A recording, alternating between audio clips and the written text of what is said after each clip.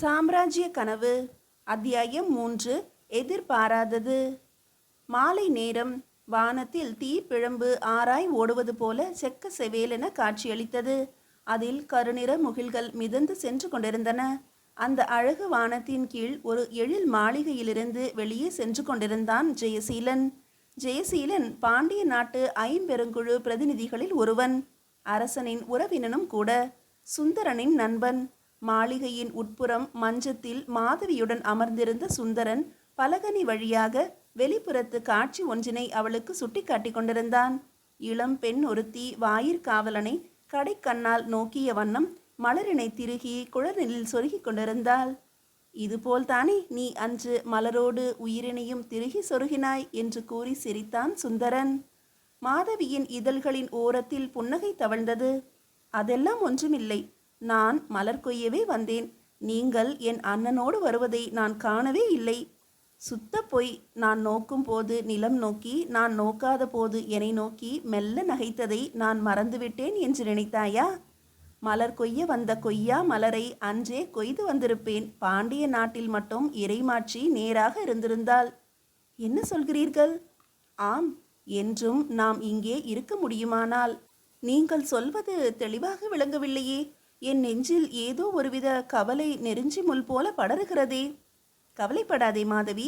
என் தோளும் வாளும் உள்ளவரை எந்தவித இன்னலும் வராது.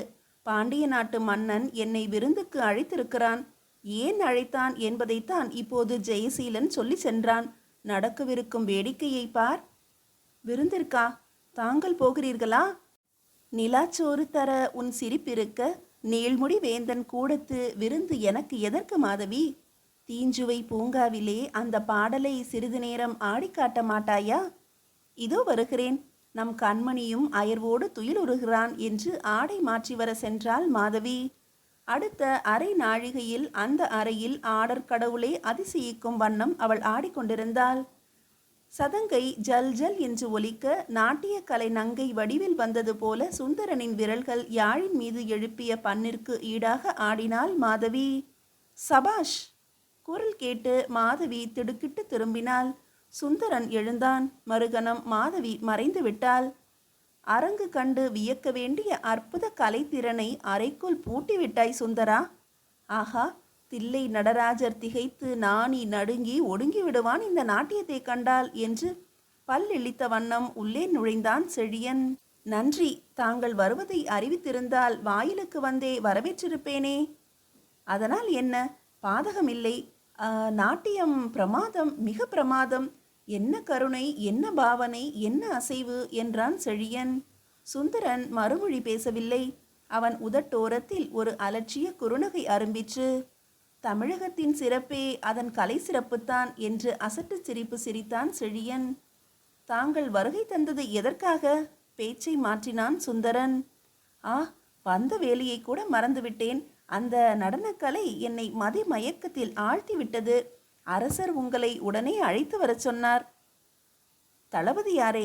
தாங்கள் வந்தது அதற்காகத்தானா?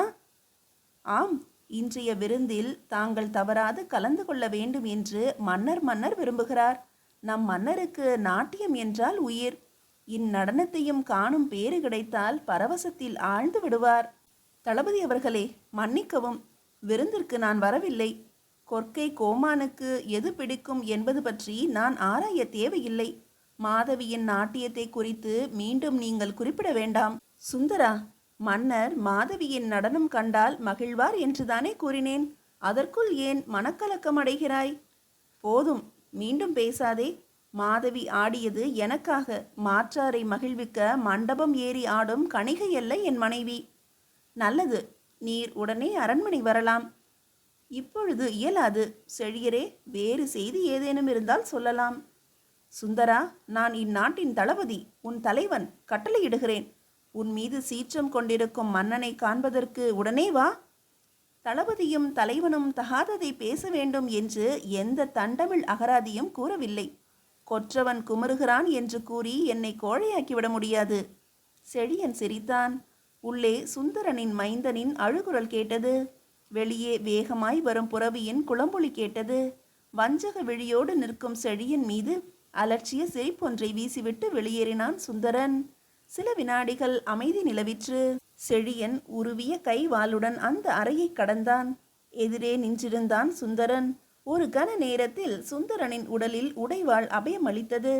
அமைதி கண்டஞ்சி எட்டி பார்த்தாள் மாதவி. ஆடச் சொல்லி அனுபவித்த உடல் அசைவின்றி கிடந்தது. காவலாளிகளுக்கு ஏதோ ஆணை பிறப்பித்துவிட்டு அவசர அவசரமாக வெளியேறி கொண்டிருந்தான் செழியன். மாதவியின் அலறலோடு வானமும் முழங்கிற்று. மதுரை நீரில் நனைந்தது. கரை புரண்டோடும் வைகையில் விதி வழி செல்லும் மதி போல செழியனின் ஏவலால் வீசப்பட்ட சடலம் ஒன்று மிதந்து சென்று கொண்டிருந்தது. அதேபோல் கொற்கை நோக்கி செல்லும் சாலையில் ராஜராஜ சோழனும் ராஜேந்திர சோழனும் சென்று கொண்டிருந்தனர். சற்று கழித்து கோட்டை வாயிலில் தன்னையும் கடந்து வேகமாய் சுந்தரனின் வெண்புரவி செல்வது கண்டு ஏமாந்த வண்ணம் நின்றான் ஜெயசீலன். மீதியை அடுத்த அத்தியாயத்தில் காணலாம். அத்தியாயம் 4. இழந்த சொர்க்கம். விண்முட்டும் மாளிகையின் மைய கூடத்தில் பவள சட்டமிட்ட தொட்டிலில் மலர் செண்டு போல உறங்கும் தாயற்ற தன் குழந்தையை கண்டு திரும்பினான் நெடுமாறன். வெளியே கொட்டி கொண்டிருந்த மழை மன்னன் இதயத்தில் ஏதோ ஒரு புது உணர்ச்சியை ஏற்படுத்திற்று. வாயிலில் பேட்டிக்கான செழியன் வந்திருப்பதாக அறிவித்தான் காவலன். சிறிது நேரத்திற்கு பிறகு சினத்தால் சிவந்த விழியுடன் வந்த மன்னனை சிரித்த வதனத்தோடு வணங்கினான் செழியன். விருந்து ஏற்பாடு என்றாய். விளையாட்டு பிள்ளை போல இத்தனை நேரம் எங்கு சென்றிருந்தாய்? மன்னனின் கோபக்குரல் கேட்டது. அண்ணா, அதாவது முகவுரை எதுவும் வேண்டாம். முடிவுரையே எழுதிவிட்டேன் அண்ணா. என்ன சொல்கிறாய் நீ? நீ எதற்காக சென்றாய் என்பது நினைவில் இருக்கிறதா? அதை பற்றி தான் அண்ணா குறிப்பிட்டேன். சுந்தரன் வாழ்வின் இறுதி ஏட்டினை வரைந்து வாழ்விற்கு ஒரு முற்றுப்புள்ளி வைத்துவிட்டேன். என்ன? சுந்தரன் இந்திரலோகம் சேர்ந்திருப்பான் இந்நேரம். செழியா? அசடுகள் வாழும் அம்பர் உலகிற்கு அனுப்பிவிட்டேன் அந்த அப்பாவியை. கொன்றுவிட்டாயா? ஆம், பாண்டிய நாடு ஒரு இயலாதவனைத்தான் இழந்தது. செழியா, அவசரப்பட்டு விட்டாய். நான் என்று தடுமாறினான் தென்னவன். நாம் திட்டமிட்டு தீர்த்து கட்ட நினைத்தோம். திடீரென்று ஒரு வாய்ப்பு கிட்டியது. வாளுக்கு இரையானான் என்றான் நிலேலா பதடி என மன்னனை மனதிற்குள் சபித்த செழியன். மாதவி இந்நிகழ்ச்சியை கண்டாளா செழியா? ஆம், ஆனால் என்ன ஆனால்? அவள் இதற்குள் தீப்பட்ட தளிராக இருப்பாள். அவள் கொலையை கண்ட அவள் மனம் பதறி அழவில்லையா? அழத் துவங்கியது உண்மைதான். ஆனால் நான் உடனே அவள் அருகில் சென்று. என்ன, அருகில் சென்றாயா? இல்லை இல்லை, நான் அவளை நோக்கி, மாதவி, மதியில்லாதவள் போல ஓலமிடாதே. உன் அழகிற்கு அழகு சேர்க்க அரசபோகம் வாயிலில் தவம் செய்து காவல் நிற்கிறது என்றேன். அவ்வளவுதான், ஊமையாகிவிட்டாள். சி செழியா, நீ ஒரு மடையன். ஏன் அண்ணா? என் தம்பியடா நீ. ஜெயசீலன் கூறியது போல பொய் பேச வேண்டிய இடத்தில் உண்மையை சொல்கிறாய். உண்மை உரைக்க வேண்டிய இடத்தில் பொய்யை பேசுகிறாய். அண்ணா, போதும். மாதவி என்னை இனி மனத்தாலும் தீண்ட மாட்டாள். அண்ணா, அவள் இந்நேரம் நமது வசந்த மாளிகையை அடைந்த செய்தியினை கூற காவலர் வருவார் பாருங்கள். அவள் கண் முன்னே கொலை. ஓ, இனி அவள் மனமுடைந்த நஞ்சாக அல்லவா நிற்பாள்? சஞ்சலம் வேண்டாம் அண்ணா. காலம் ஒரு கண் கண்ட வைத்தியர். ஆறாத ரணமும் ஆறிவிடும் அதன் போக்கில். சித்தம் இழந்தவர் போல உழன்ற பெண்களையே சிங்கார சிரிப்பினை அள்ளி வீச வைத்திருக்கிறது காலம். காலம்?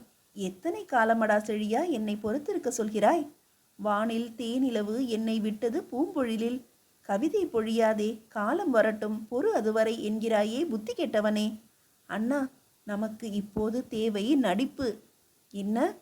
நடந்ததற்கு வருந்துவது போல அவளிடம் நடியுங்கள். நடப்பவை நல்லவைகளாக மலரும் என்று கூறி நம்பிக்கை நட்சத்திரத்தை அவள் மனதில் மலரச் செய்யுங்கள். அது எப்படி? செழியனை கழுவேற்றுகிறேன் என்று ஒரு பொய்யினை கூறுங்கள். பின் கருத்தறிந்து துதிபாட துவங்குங்கள். புகழ்ச்சியில் மயங்காத மங்கை இதுவரை புவியில் பிறந்ததே இல்லை அண்ணா. அதிலும் தாங்கள் சொற்சிலம்பம் ஆடும்போது இதயம் தரும் வர்ண குமிழ்கள் இயற்கையே மயக்கும் என்றால் இந்த சாமானிய பெண் எம்மாத்திரம் அண்ணா? தப்பு கணக்கு போடுகிறாய் செழியா. அவல இசை பாடிக்கொண்டிருக்கும் அறிவையிடம் சென்று அங்கமெல்லாம் தங்கம் என்று பாடினாலும் கூட அகிலத்தை அழிப்பவள் போலல்லவா சீருவாள் அவள். மூடியை திறந்தவுடன் சீரித்தான் இடம்பெயரும் நாகம். இசை கேட்ட பின்புதான் படம் எடுத்து ஆடும் அண்ணா. இல்லை, தானாக பழுக்கும் என்று நான் நம்பவில்லை. தடிகொண்டு அடித்து பழுக்க வைப்போம் அண்ணா. ஆனால் அந்த கொடி துவண்டு விடுமே. கடித்து தின்றால்தான் மாங்கனி மேலும் சுவை தரும். போதும் இந்த பேச்சு. விருந்து மண்டபத்தில் இருப்போரை வெளியேற்றுவது எப்படி என்று மன்னன் கேட்டு முடிக்கும் முன்பு உள்ளே வந்த ஏவலாளி வெளியே சேவகர் தலைவன் ஒருவன் பரபரப்புடன் மன்னனை காண நிற்பதாக கூறினான். மறுகணமே மலைப்பாம்பு நெளிந்து வருவது போல சேவகர் தலைவன் சேவகர்கள் பின்தொடர கால்கள் நடுங்க உடல் குழைய தென்னவனை வணங்கி நின்றான். அவர்களின் திகைப்பூட்டும் கோலத்தை கண்ட செழியன், என்ன செய்தி என்று கடலோசை போன்ற குரலில் வினவினான். பதில் சொல்ல நா எழாமல் விழி பிதுங்க ஆண்மை இழந்த நெஞ்சினராய் உயிருக்கு விடை கொடுக்க தம்மை தயாராக்கி கொண்டிருந்தார்கள் ஊர் காப்பாளர்கள். அறுத்தெறி இவர்களது நாக்குகளை என்றான் அரசன். அவசர துடிப்பு அவனுக்கு. எங்கே மாதவி? மீண்டும் செழியனின் குரல் கர்ஜித்தது. காணவில்லை, மாயமாக மறைந்து விட்டார்கள். சிதறிய மொழியால் கருத்தறிவிக்க முயன்றான் சேவக தலைவன். செழியா? பயங்கரமாக கூவினான் நெடுமாறன். நாய்களே, உண்மையை உரைத்தால்தான் உயிர் பிழைக்க முடியும். இல்லையெனில் அடிமுதல் முடிவரை பொடியாகும் வண்ணம் சிறிது சிறிதாக சிதைத்து சிதைத்து கொல்லுவேன் என்று சினப்பிழம்பாய் நின்று செந்தீ பொறி கக்கினான் செழியன். விழலுக்கு வீணாக இரத்த நீரை பாய்ச்சினாயே செழியா, நீ ஒரு மடையன். என் உள்ளத்து உல்லாச அரசி, உலகில் எந்த திசையில் இருப்பினும் நாளை சந்திர உதயத்துக்கு முன்பு இங்கு இல்லையெனில் கையாலாகாத நீ தளபதியாக இங்கு இருக்க முடியாது என்று பேய் பிடித்தது போல ஆணையிட்டு சென்றான் மன்னன். மறுகணம், எங்கேயடா மாதவி, கடையர்களே என்று குரலை தொடர்ந்து செழியனின் சவுக்கு பலார் பலார் என்று ஒலித்து கொண்டிருந்தது. சேவகர்கள் பிணமாகும் வரை அவர்கள் அலறலும் அதோடு ஒலித்தது. மீதியை அடுத்த அத்தியாயத்தில் காணலாம். அத்தியாயம் 5. நம்பிக்கை நட்சத்திரம். இரவெல்லாம் புயலையும் வானம் தந்த நீராவியையும் பொருட்படுத்தாது பொங்கும் நுரையுடன் போட்டியிட்டு ஓடிய புரவி விடிவெள்ளி தோன்றும் நேரத்தில் சாலையிலே ஒரு மரத்தடியில் நின்றது. மழையில் நனைந்த மாதவியின் உடல் அவள் உள்ளத்தை போல மரத்திருந்தது. எதிர்பாராத மிருகத்தனமான நிகழ்ச்சிகள் அவள் இதயத்தை கல்லாக்கி விட்டிருந்தன. பாண்டிய மன்னனின் சிறுமைக்கு எல்லை இல்லை என்பதை அவள் எண்ணி பார்த்தது கூட இல்லை. அந்த எல்லையற்ற கொடுங்கோலனது தம்பியின் கொடும் வாழ் சுந்தரனின் உடலில் புகுந்ததை கண்டதுமே அவள் மாண்டிருப்பாள். எனினும் நம்பிக்கை ஒளியாக சுந்தரனின் அன்பு பரிசான குழந்தை மரணக்கூட்டில் அவள் விழுவதை தடுத்தது. இந்நேரத்தில் இன்னும் அரை நாழிகையில் வெளியேயோ காவல், உள்ளேயோ கண்காணிக்க சேடிகள், தப்பிச் செல்ல வழி எதுவும் இல்லை என்று தவித்து கொண்டிருந்தாள் அவள். ஆனால் கொட்டும் மழையினிடையே மின்னும் மின்னல் போல உள்ளே நுழைந்த ஒரு கவச வீரன் கன நேரத்தில் அவளை தந்திரமாக தப்புவித்தான்.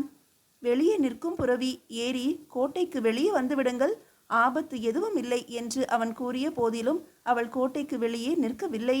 வைகறை நேரத்தில் அவள் குதிரையை மீண்டும் இயக்குவித்த வண்ணம் சென்று கொண்டிருந்த போது அசைவின்றி மாண்டு கிடந்த மணவாளன் உடல் கண்முன் தோன்றி கொண்டே இருந்தது.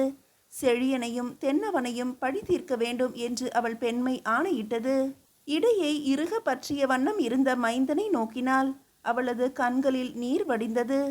யாழையும் குழலையும் விட இனிமை பயக்கும் மழலை மொழியில், அம்மா பசிக்கிறது என்றான் மைந்தன். நாட்டுக்கு இறைவன் உன் அம்மான் என்று தாலாட்டிய இதயத்தில் இரத்தம் கசிந்தது. சேர நாட்டிற்கு சென்றால் என்ன என்று எண்ணியது மனம். பிணமானாலும் என்னை சந்திக்க வேண்டாம் என்று சேரத்து அரசன் கூறியது நினைவுக்கு வந்தது. சோழ நாடும் பகை நாடுதான்.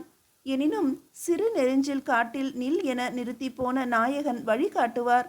என் தலைவனை கொன்ற மன்னனை என் மைந்தனின் வாளுக்கு இரையாக்குகிறேன். அதற்கு வழிவகுக்க என் மகன் வளர இடமளிக்கும் எந்த நாடும் எனது நாடே. அங்கிருக்கும் எவரும் எனது சொந்தமே என வாய்விட்டு உரைத்தாள் மாதவி. வானத்தில் பட்சிகள் புத்தொலியுடன் பறந்தன. இருள் தீயவர் வீழ்ச்சி போல அகன்று கொண்டிருந்தது. உறையூர் ஒரு காத தூரம் என்று சாலையோர கல்லில் பொறிக்கப்பட்டிருப்பதைக் கண்டு மீண்டும் கடிவாளத்தை இழுத்து புறவியை நிறுத்தினாள் மாதவி. அதே நேரம் சாலையின் பின்புறமிருந்து வேகமாக புறவி ஒன்று வருவது தெரிந்தது. மருட்சி அடைந்த மாதவி குதிரையை வேகமாக விரட்டத் தொடங்கினாள். ஆனால் பின்னிலிருந்து வந்த புறவி சிந்தனா வேகத்தில் வந்து கொண்டிருந்தது. பொன்னி நதி கரை ஓரத்தின் அருகே வேங்கடம் போல வழிமறித்து நின்ற கோட்டையை கண்டு மதிமயங்கி நின்றாள் மாதவி. அந்த ஒரு கணத்திற்குள் பின்னால் வந்த புரவி அவள் குதிரையின் முன்னே வந்து திடீரென நின்றது. அதனை நின்றும் இறங்கிய குதிரை வீரனின் கேள்விகளுக்கு பதில் சொல்ல வாளை உருவினாள் மாதவி. சிரித்த வண்ணம் சேவகர்களுக்கு சமிகை காட்டிவிட்டு கோட்டைக்குள் புகுந்து மறைந்து விட்டான் அந்த குதிரை வீரன். மீதியை அடுத்த அத்தியாயத்தில் காணலாம்.